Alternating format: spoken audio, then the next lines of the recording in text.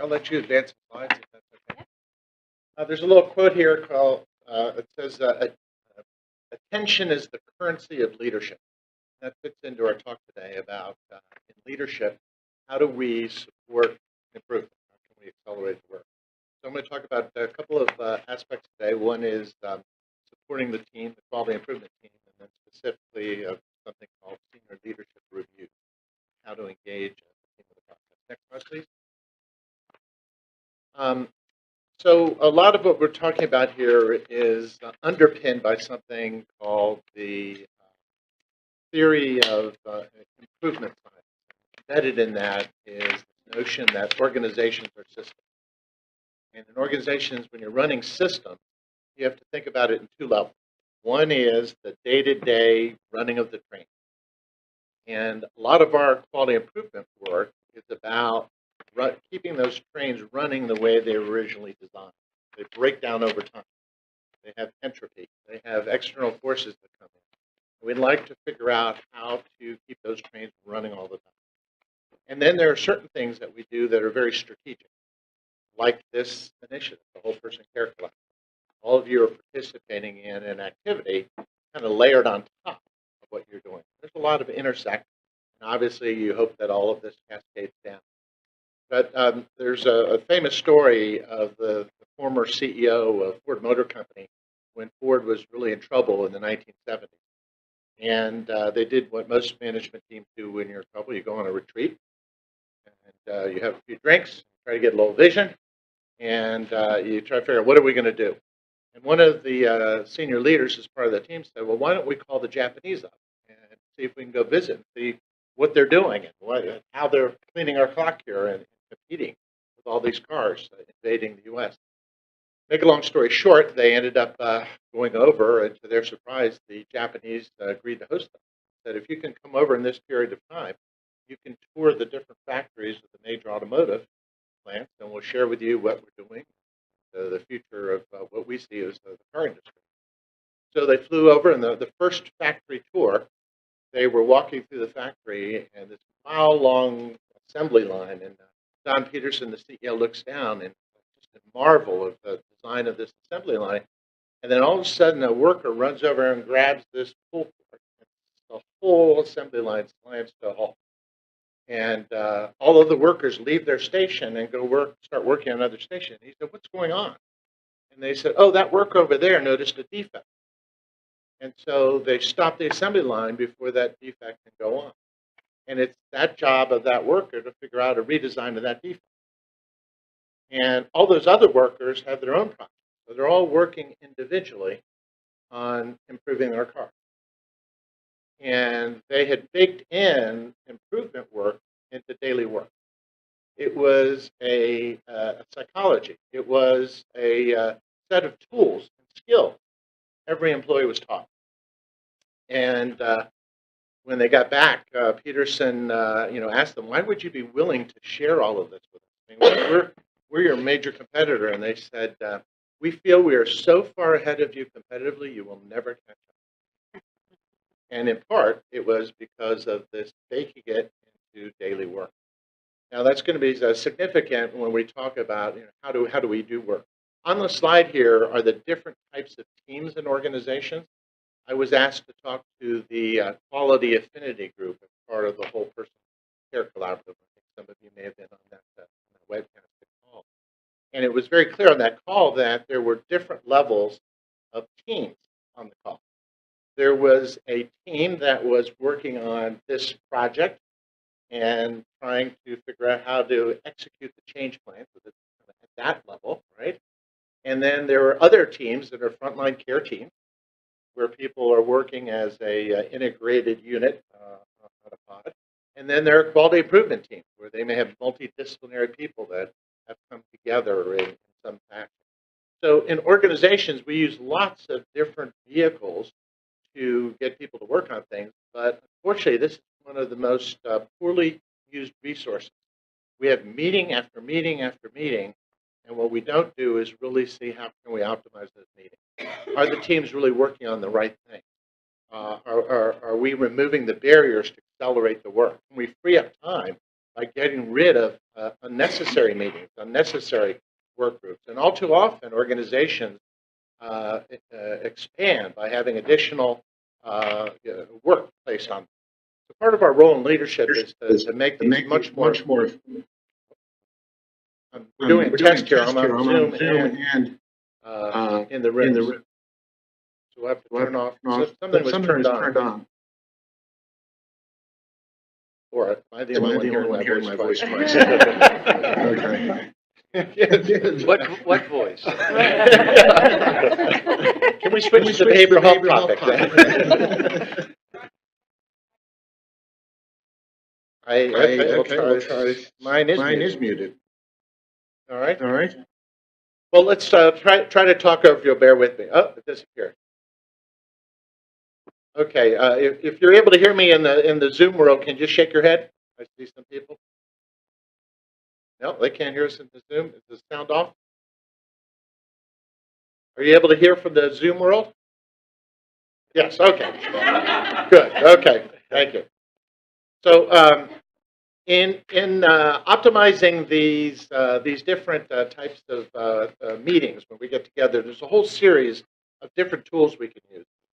There's something called the 7-step meeting method. I'm going to send a handout to this group for next month's call, and we can talk if you want to go down into that. But it's a methodology to try to really optimize team time. There are group dynamic tools that help manage conflict and creativity, something called the 6 thinking hacks that we'll share. I'm going to show that to you in a second. And the whole series of brainstorming tools that help manage and infuse creativity, but also help constrain. Can we move to the next slide? So one of the tools that we're going to talk about, and for those of you that have groups on the empanelment series, we created a little bit of a fire by introducing this concept and suggesting that the tools, the teams that are working on empanelment, think about using a storyboard to communicate internal to the organization. So for those of you in leadership, if you hear people coming to you saying, well, we want to use a storyboard, this is the context. So storyboards are often used to go and communicate improvement projects at meetings, national meetings or gatherings like this. I think we used a storyboard at the kickoff where all of you were asked to give a little bit of background on your organization.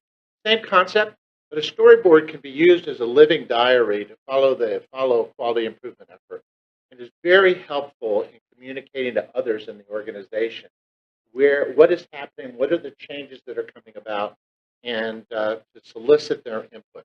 So this is an example of one storyboard. I think on the next slide, I think I have another example of a storyboard. This is another type of storyboard. This is borrowed from the Lean field called the A3 report. It's a standard structure that can be used to follow the journey of a quality improvement project. So typically, there's a clear articulation of the problem and data on the problem. There is information on root causes, what we have identified as root causes, and any data to support the root causes. What the recommended interventions are, what we're testing in terms of these PDSA cycles, and what we're learning from the PDSA cycles, and then ultimately recommendations for the organization. So if this is populated over time in an organization, it can really help bring the rest of the organization along, and you're not suddenly dumping surprises on people. Next slide, please. This is an example of some of the group dynamics tools. These are the 6 thinking hacks. Again, I'll go into some depth perhaps on the next month's meeting.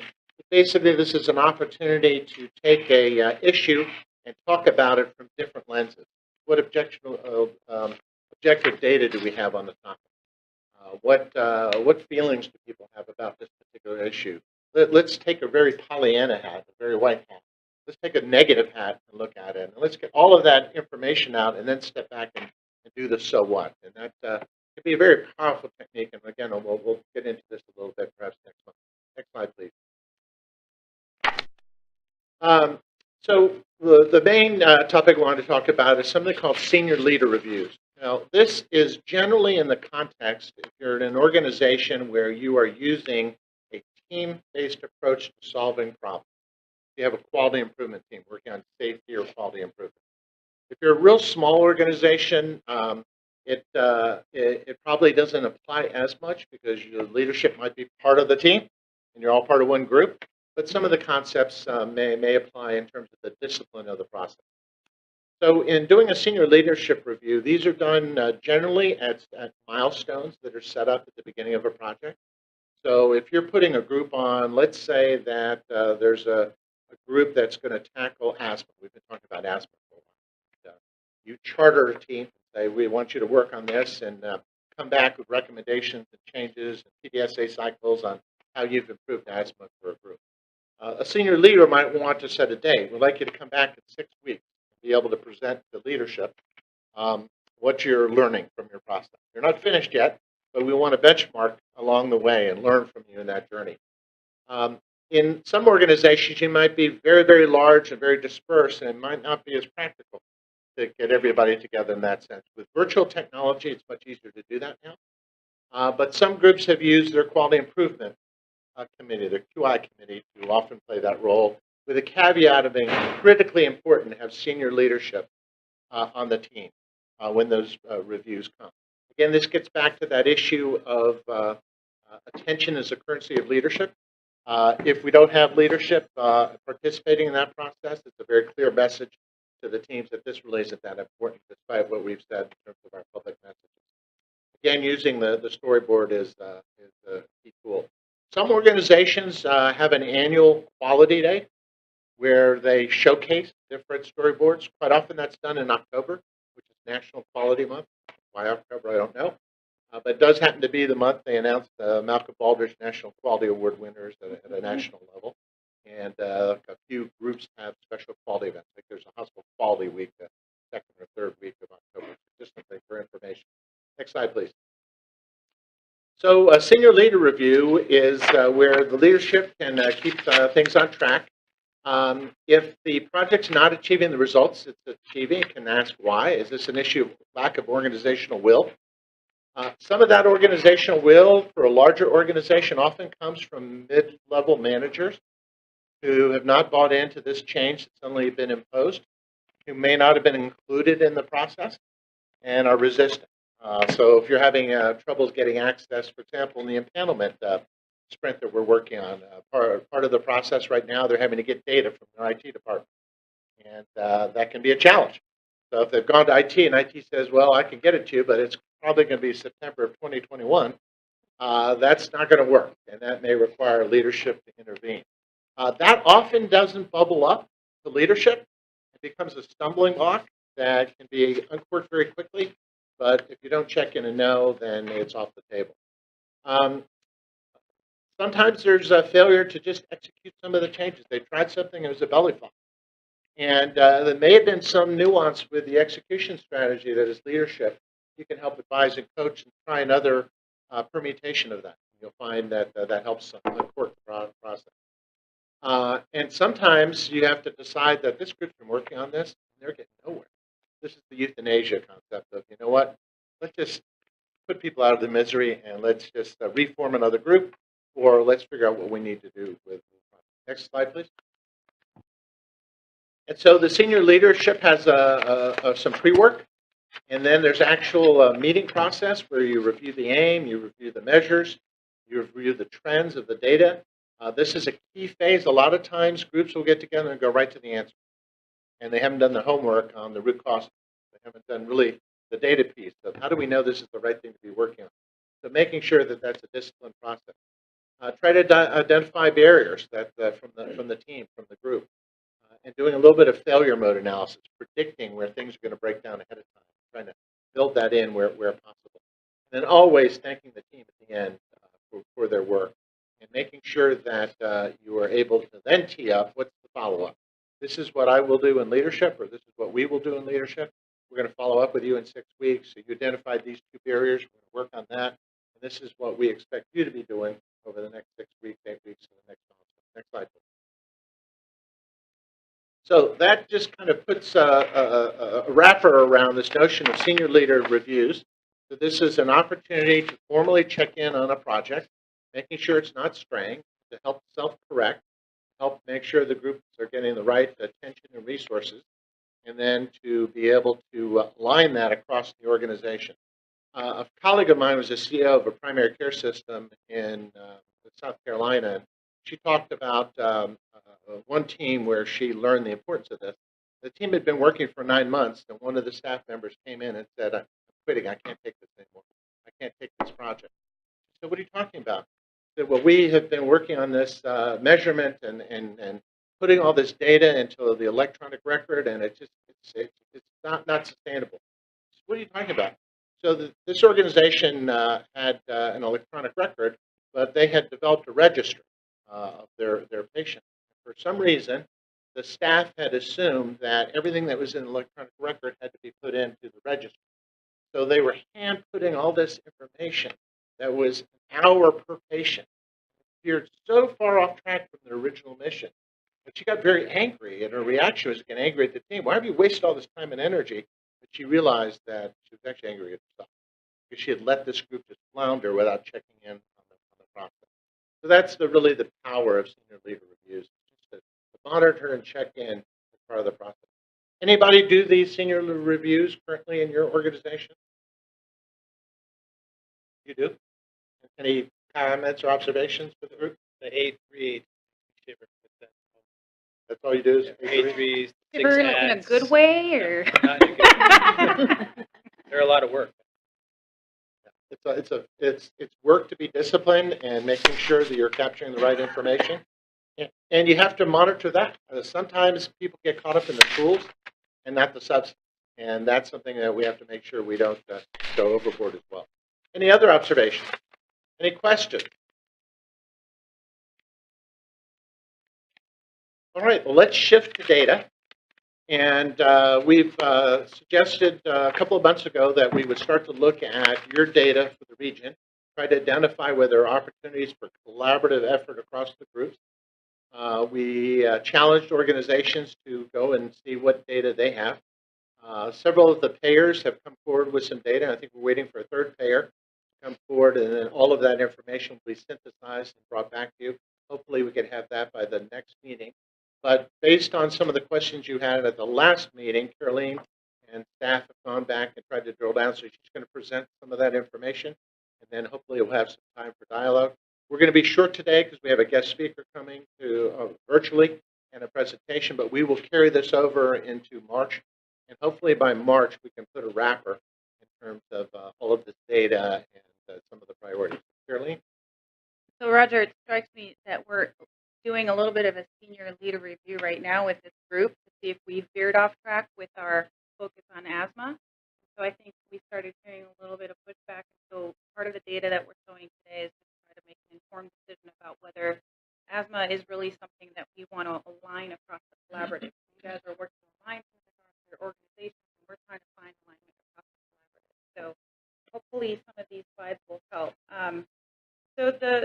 I think when we looked at some of the paper performance data, which kind of showed where we were weaker and showed some areas around asthma, that was kind of focused on impact. And there were also indications that asthma is in our area, and also some of that. But I think some other things to think about that we thought about with other work groups as we work with the target population is, the capacity. You have the capacity to work on this. Is it a need for your population? I know some of you have said, well, this is really important for us. And then synergy, too, is this an issue that is shared across the whole collaborative, or is it mostly that a few of you are really using asthma, but the rest of you prefer to prioritize other content? So just putting this up there as some criteria to think about as we think about a cross-collaborative effort.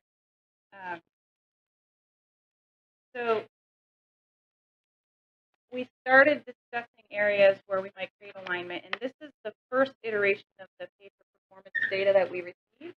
And these measures that I put up there, I just pulled out the ones where we were below the statewide average or the lowest performing state. So this is a slide you've already seen. I've just condensed it just to show you that these were areas based on the paper performance metrics where we might want to focus as a collaborative to improve these measures. So that was in October 2018. And then in December 2018, we got updated data, which was like a 6-month shift in the measurement period.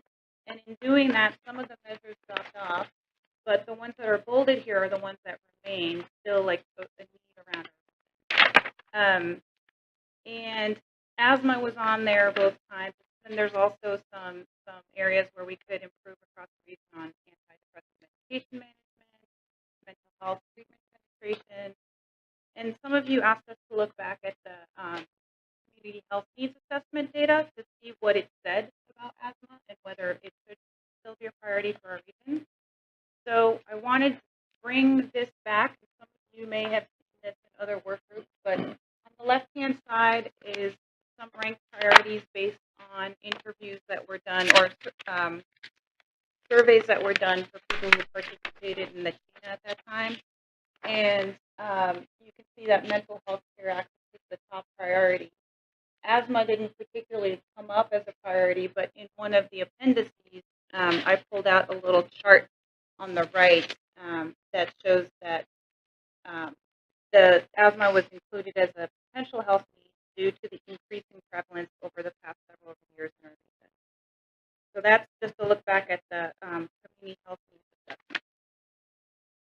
And then for our chronic disease project, when we as an ACH submitted our project plans to the Healthcare Authority, we did, you'll remember, pick 4 potential chronic diseases that you all could focus on.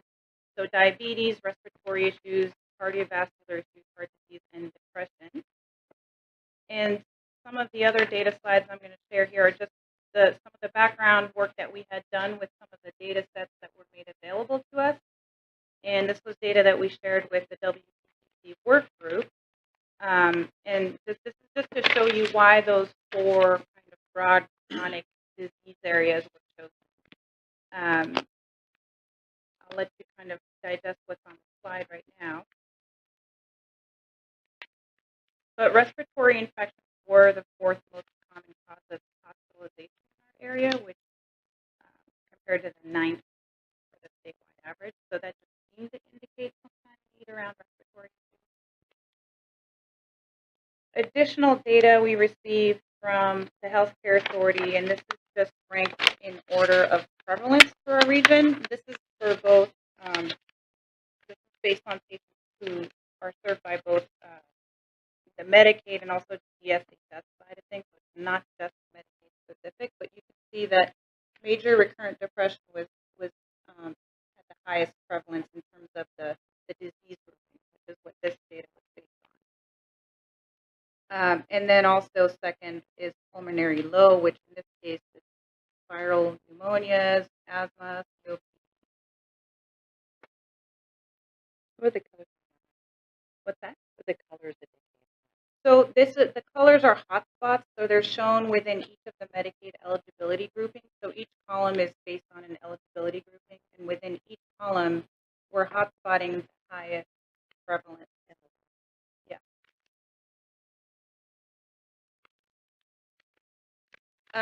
And then additional data on ED utilization, since reducing avoidable ED utilization is such a big theme of the Medicaid transformation, we pulled out some of those same CDCS disease groupings, and we're showing here these likelihood ratios, which are, I'm going to admit I struggle to interpret at times, but basically the odds that people exhibiting a certain condition also have another condition. So if you look here, it just shows that people with 6 or more outpatient ED visits in a year, which are the red boxes, were 7 times more likely to have type 1 diabetes or bacterial pneumonias or chronic obstructive asthma compared to those who didn't have 6 or more. So it's like a weird kind of construct, but I think the takeaway is that in terms of things that might be addressed in outpatient settings and reduced outpatient ED visits, diabetes and asthma were up there. So last time you asked about the numerators and denominators and the population change needed for these P for P metrics. And specifically, I forget who asked, but you wanted to know, so how many people are we talking about for that asthma measure?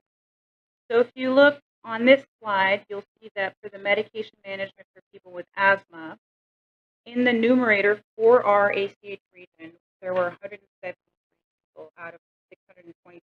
And I think the denominator is based on people who were diagnosed with chronic asthma. And I can pull up the measure so I can but I'm sharing this data here because I think this adds to the question of impact. Like, how do we think about impact? Do we want to think about the volume of people or where we're the lowest performing? I mean, there's many ways to think about that. And I think what we brought this data back to you for today is to continue to question whether asthma is really the priority you want to focus on, or whether there might be another area where there might be more synergy across all of you, and where we can have an impact.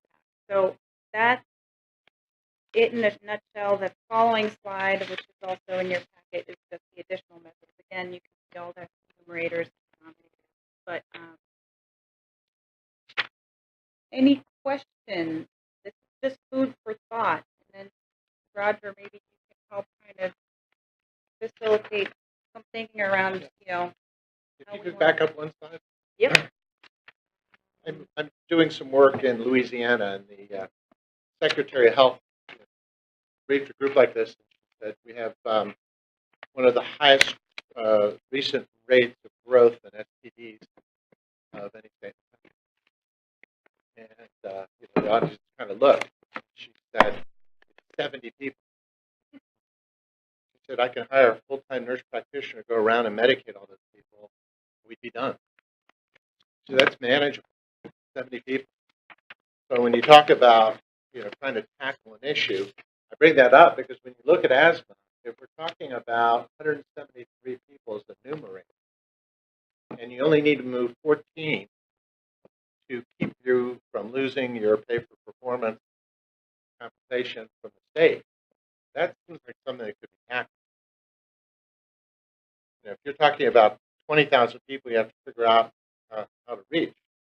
But that seems, with the collective will of this group, a number that could move, and it's very manageable. I don't know. I throw that out to the group, but I challenge you. So, based on what you've heard, and anything pop out, or any insights or other thoughts? I think we need to revisit, or on an ongoing basis, remind ourselves of what the purpose is. Because if it's to make sure we don't lose that money, then bingo. On the other hand, if there are 20,000 people with an issue, and we help, only 10%, we just help 2,000 people. So I think sometimes we just need to say, okay, what is it we're trying to do, and how does that align with which projects we take on? And you're right, sometimes they're just so big, where do you start? But I would measure that against how many people can we help improve their lives. And may take very different pathways in terms of how to solve the problem. Other thoughts? Anybody in the Zoom world? Any reflection? And again, there's nothing conclusive here yet. We're still waiting for additional data. But yes, someone was going to say something? This is Sheila. Yes, Sheila. Is that data that we're looking at for adults and youth? For the asthma measure? Yes. I believe so, but let me look that up to be certain, Sheila. Okay. From the community health centers, appropriate use of medication for asthma is something that we currently work on an annual basis and report HRSA on the adults. So, we have a goal in Moses Lake for ourselves, and it seems like the work would tie in well to what we're trying to do at an ACH. If we're able to, drill down on the numerator and the denominator.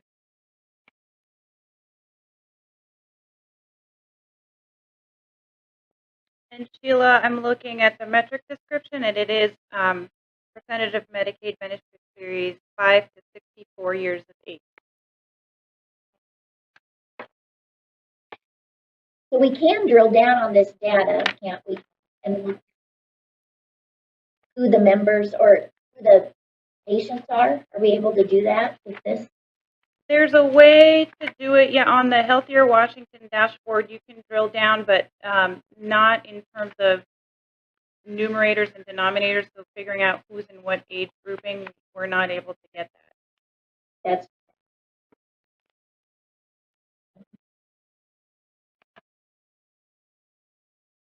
Anything else standing out? This is, sorry. Oh, hi, this is Laurel from Molina. I was just going to say that, so med management for people with asthma is one of the measures that the MCOs also are tracking as one of our contractual obligations.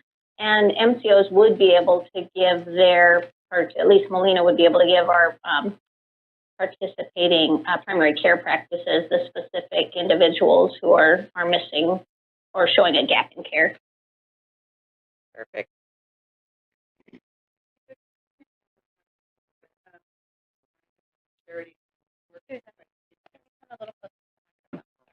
Work pretty closely on our change plan, and we were, of course, tasked at the beginning to pick a chronic illness that we were going to be tracking on, and we did diabetes because we're a mental health organization that often prescribes antipsychotics. If asthma had been initially the thing that we were supposed to track on, we would be tiering and making, interventions for that, and now we're kind of coming behind it. I'm going, oh my goodness, I mean, yeah, we're checking whether our clients have asthma. We have no asthma plan in the change plan. We're not tiering for it. We're not paying attention. We could be, but it's a little bit, now we would have to go back and reorganize everything that we've done on chronic disease. Last time we talked about this diagnosis of asthma being a question, really whether it's a true diagnosis or somebody gets an albuterol inhaler for reactive airway disease because it's smoky, and then they only fill it once and they're fine. They fill it again, but they've got this diagnosis hanging on their chart that fully skews their data. So I can just say confluence is not going to work. This is important to treat people with asthma appropriately, but I think getting the appropriate diagnosis is still important. And I feel like this is adding yet another project, and you can't use that project. Right. Yeah. And so I think that's a question, right, when we're thinking about how many, what is the common thread across all the change plans maybe that you guys already chose to work on the front end, and that wouldn't require backtracking. And I think there's probably, depression is a big theme, training for depression. You'll get next page. Tell me the next slide, David. The greater than 90 NED. Opioid therapy. That's a hard number, whether you have diagnosis or not. People are getting that prescription. Everybody knows.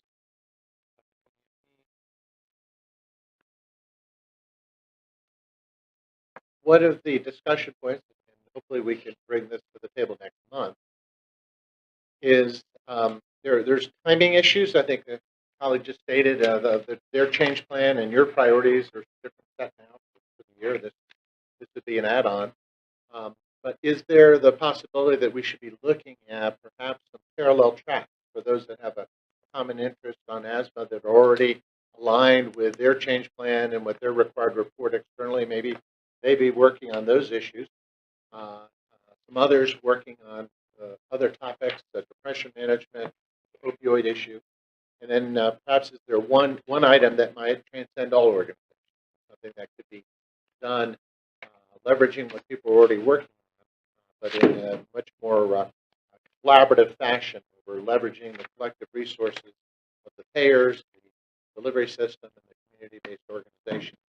So I'll plant that seed now for discussion next month, but I think David has thrown out the opioid opportunity as one certainly high on many radar screens to consider.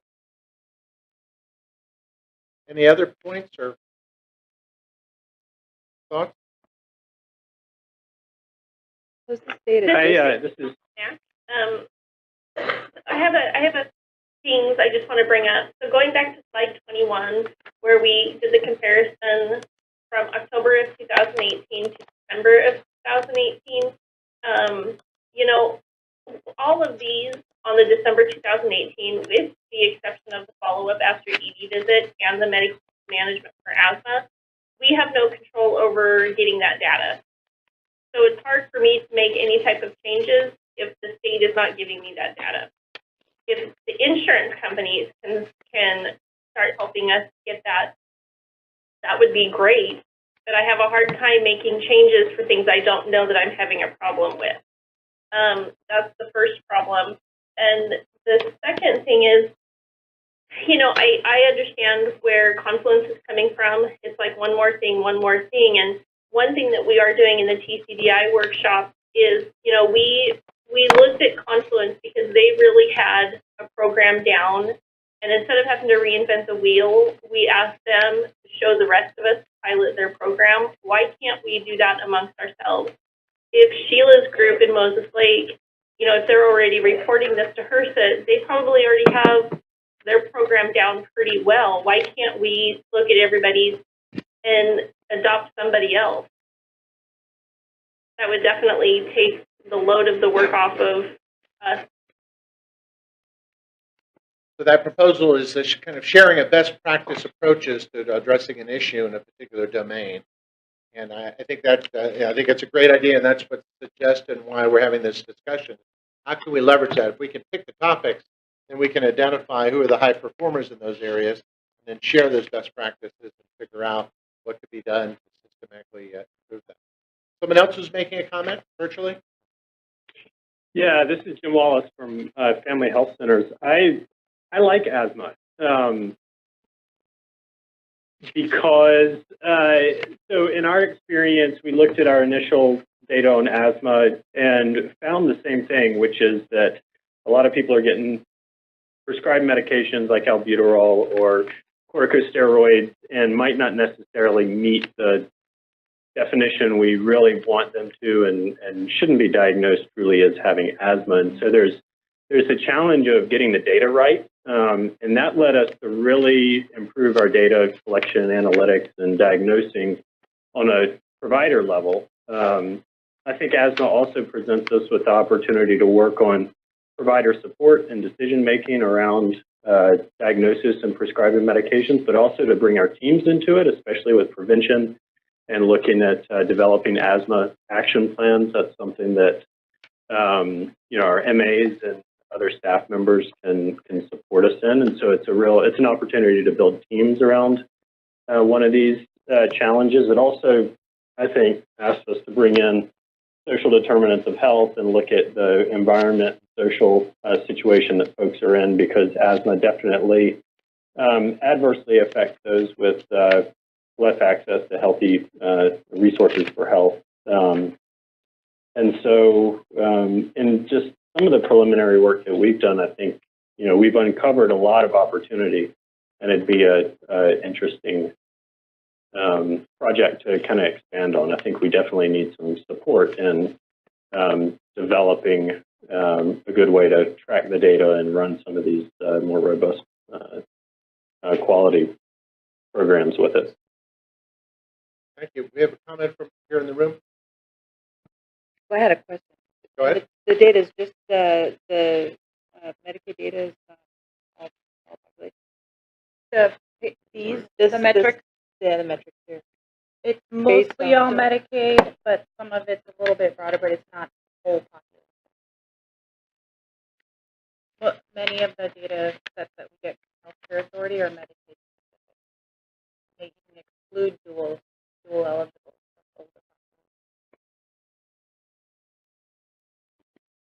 So I'm sensitive to the times. I know we have a hard stop. So we are proposing that we'll bring the last data set, which I think is from the payers, hopefully for next month.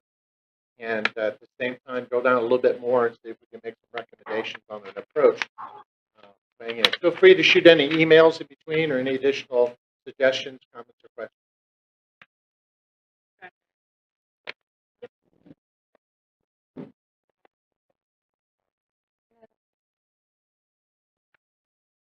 So we have the presentation from Dr.